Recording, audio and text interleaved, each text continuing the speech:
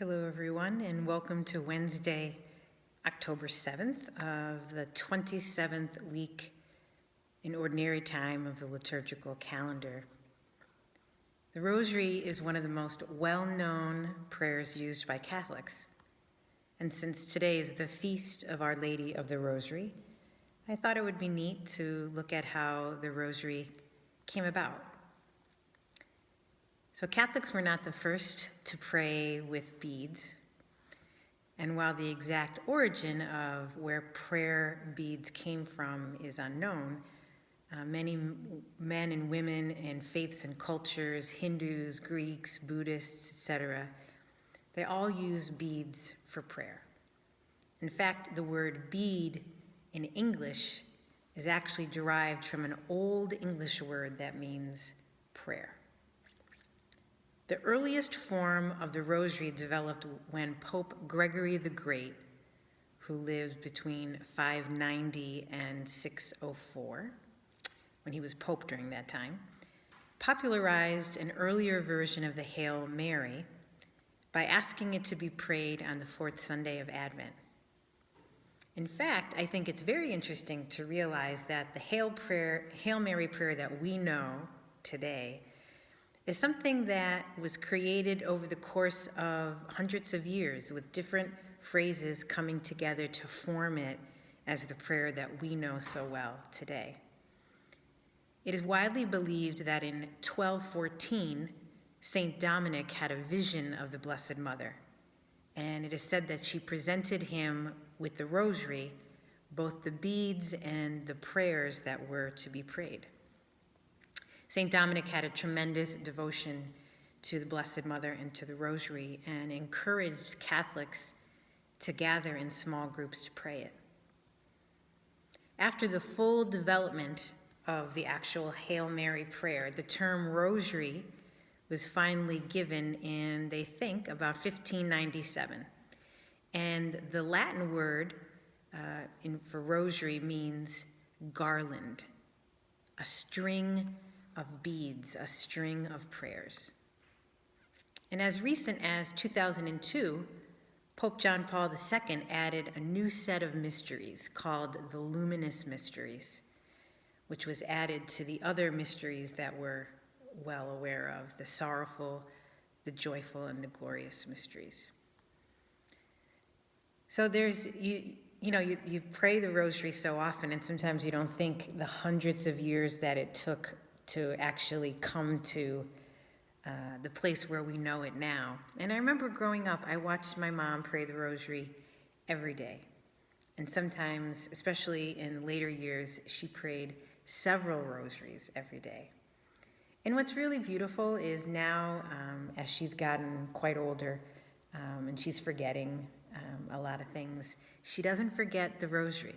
That's something that has really stayed with her, that she's able to do without any problem at all. So in the gospel reading today, the disciples go to Jesus and they ask him to teach them to pray. And he teaches them a prayer that we all know very well, the Our Father.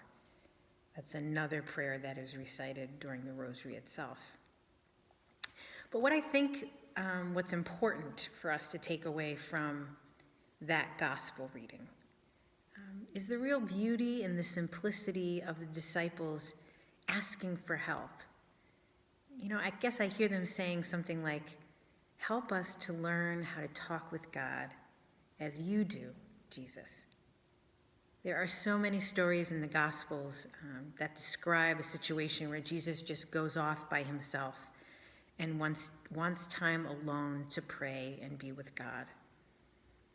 And I wonder what it was like for the disciples to pay attention to that and to watch Jesus during those moments. When I think about prayer, I try to think of it as I would my relationship in my own life of those that I love. So think about in your own life those who are most important to you, a spouse, a parent, a child, a brother or sister, a friend. You were able to get to know one another and grow in love for one another after spending lots of time with each other. You just didn't wake up one day and have this instant, long-lasting connection with that person. Relationships need our attention. They need our intention to be present to the other. It needs our time and our desire to invest ourselves in the other person. So think about all the different ways that you spend time with people. Sometimes it's informal occasions, sometimes it's, just going and doing something more social, and sometimes it's just being quiet and being in one another's presence. And all of those things help us grow in relationship with that person. And I think it's the same thing for God. There is no perfect way to pray, no perfect setting or way of doing it. It's really about wanting to be with God, making the time to spend with God and sharing what's in your heart. It's really about making a commitment, right, to show up, so to speak, and set aside time for that relationship.